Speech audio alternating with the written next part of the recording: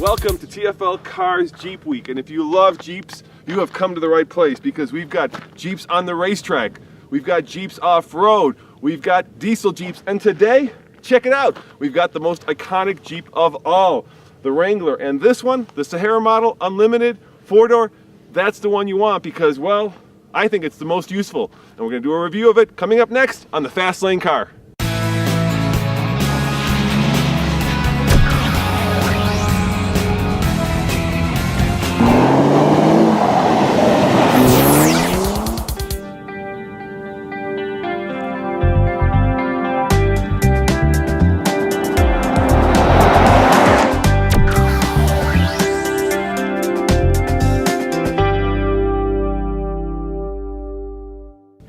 Now, if you're expecting to go off-road, this is not the review for you. The fact is that the Wrangler has become, well, a 4-door station wagon, and today we're going to focus on the way that most people use these cars, which is on the road. So see this lever right here?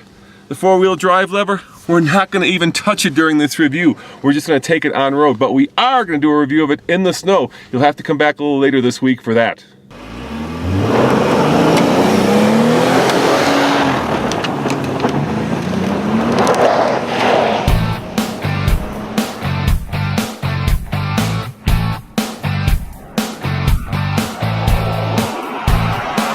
If you count, there are 7 slots in here and 2 round headlights. That is the iconic look of the Wrangler.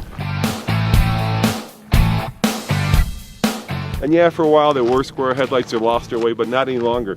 The other interesting thing about Wranglers is now that we have a 4-door version, this model actually is more popular and outsells a 2-door version. Yes, you can still take the top off, the doors come off, but I bet most people don't use this vehicle that way.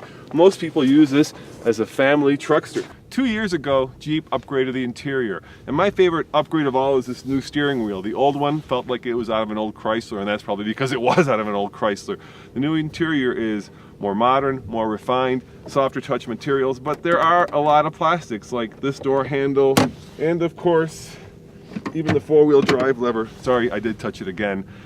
Overall, they did a great job with the interior, but they'll tell you that people want to kind of hose the inside of this thing off, so they keep it very basic. You know what? When you spend $37,000 for a Jeep, I doubt you're going to be taking a hose to it. I really do.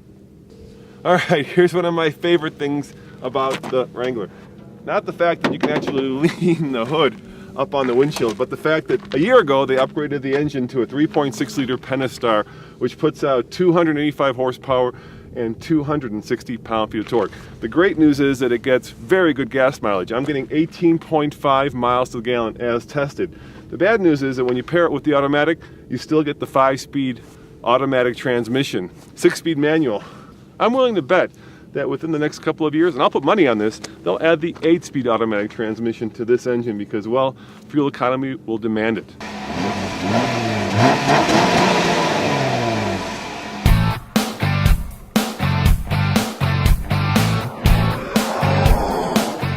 All right, I have to admit, I like the key. I've been driving nothing but push-button cars, and it's refreshing just to be able to put a key in the keyhole, turn it, and start the car up. You know, for decades that's worked, and I can see why. So, 0 to 60 at a mile above sea level in the Wrangler will go under 10 seconds. Remember, less air up here, so cars, especially without turbochargers, are slower. Solo DL is set up. There is no sport mode. Just put it in D. I'm going to load up just a little bit on the torque and let it go. There it goes. I've got it floored. There's the power band. Revs to 6,500 RPM, and here comes 60 right now.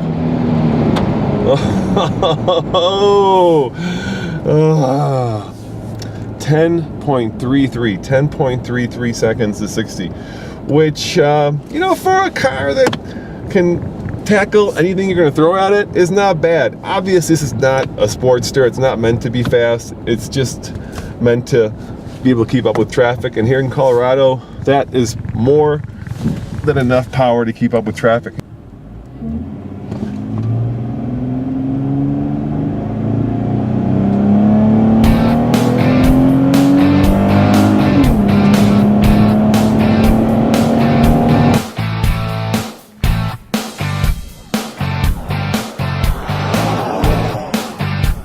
kind of like driving a big Tonka truck. It kind of bounds down the road, absorbing bumps in kind of a bouncy fashion.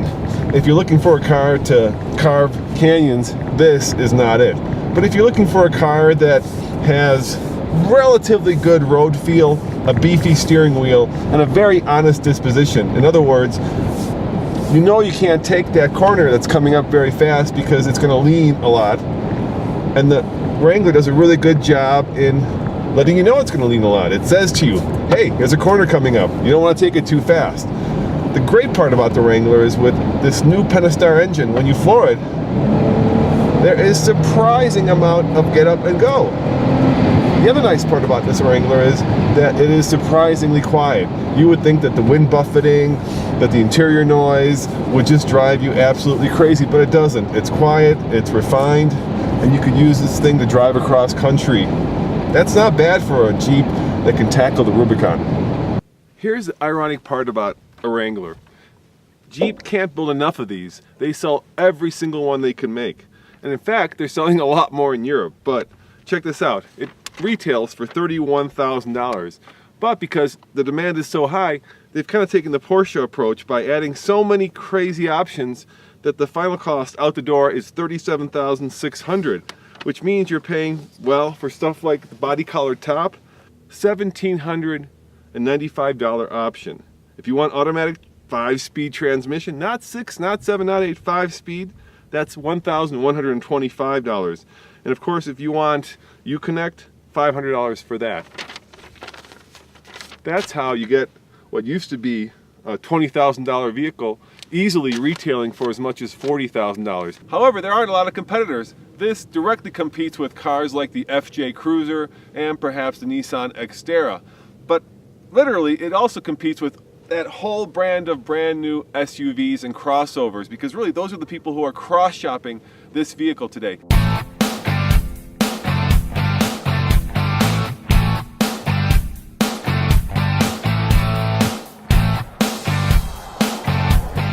All right, just a quick word about fuel economy.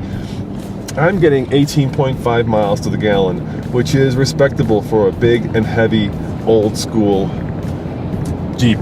But there's a thing that you have to keep in mind. At $3 a gallon, 18.5 is respectable. At $4 a gallon, it becomes problematic. And at $5 a gallon, it becomes abysmal.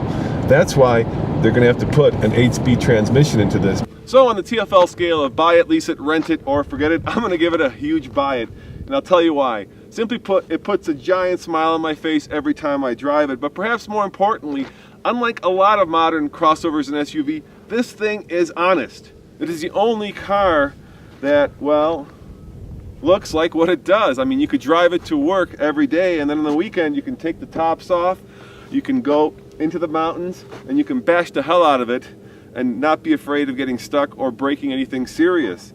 All the new crossovers and SUVs that have this sort of look are okay. I mean, they'll be fine in the snow, they'll get you to the ski area, but they will not, in any shape, way, or form, be able to go where this car can go. And if you're really about going off-road, there are very few cars, if any, that can match the traditional Wrangler. As always, this is Roman reporting for the Fastlane Car. Remember, come back, well, in just a few hours, where we're going to post another Jeep vehicle. And this one is special because we're going to be on a Formula One racetrack in a Jeep. See you next time.